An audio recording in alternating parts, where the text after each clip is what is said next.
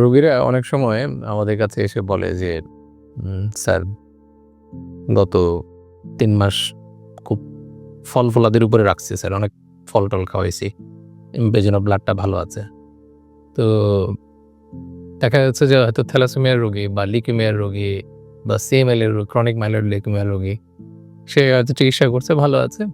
তখন তারা বলে যে, "স্যার গত ৩ মাস তো স্যার একদম খুব খাওয়া-দাওয়ার উপরে রাখছি।" আসল সত্যটা হলো আপনার যখন অপুষ্টিজনিত বা কোনো একটা নির্দিষ্ট নিউট্রিশনের কারণে অভাবে যদি আপনার অ্যানিমিয়া হয়, রক্ত স্বল্পতা হয়, সেক্ষেত্রে আপনি খাওয়া-দাওয়া করে উপকার পাবেন। আর যদি আপনি কোনো নির্দিষ্ট অপুষ্টি ছাড়া অন্য কোনো রোগে, যেমন ধরেন আপনার ব্লাড ক্যান্সার হয়েছে বা থ্যালাসেমিয়া হয়েছে, এগুলোর সাথে কিন্তু পুষ্টির তেমন কোনো সরাসরি সম্পর্ক নাই। কিছু ক্ষেত্রে হয়তো আছে, সেটা ওই ব্যালেন্স ডায়েটের মধ্যে আমরা স্বাভাবিক খাবার-দাবারের মধ্যে যেটুকু পাই ওতেই আপনার পূরণ হয়ে যাবে।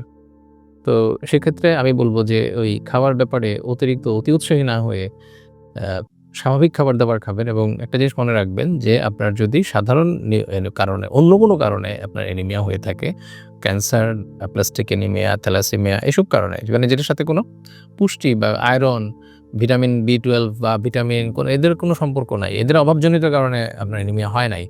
এরকম ক্ষেত্রে কিন্তু আসলে খাওয়ার-দাওয়ার তেমন কোনো ভূমিকা নাই। স্বাভাবিক খাবার-দাবারই খাবেন। বরং বেশি ভালো খেতে গিয়ে, অতিরিক্ত খাবার খেতে গিয়ে ২ ধরনের সমস্যা হয়। একটা হচ্ছে যে দেখা যায় একটা অপ্রয়োজনীয় খাবার খুব বেশি খাওয়া হচ্ছে। আরেকটা হচ্ছে অতিরিক্ত করতে গিয়ে পয়সা নষ্ট হচ্ছে। হ্যাঁ? আর্থিক অপচয় হচ্ছে। দেখা যাচ্ছে যে একটা ব্লাড ক্যান্সারের রোগী সে বিটরুট খাচ্ছে প্রচুর।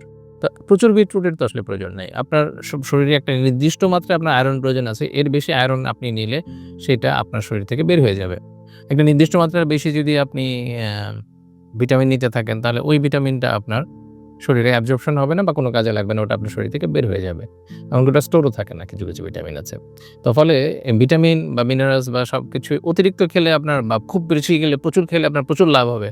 ব্যাপারটা কিন্তু আসলে সেরকম না। এটা বুঝে শুনে খেতে হবে, হিসাব মতো খেতে হবে।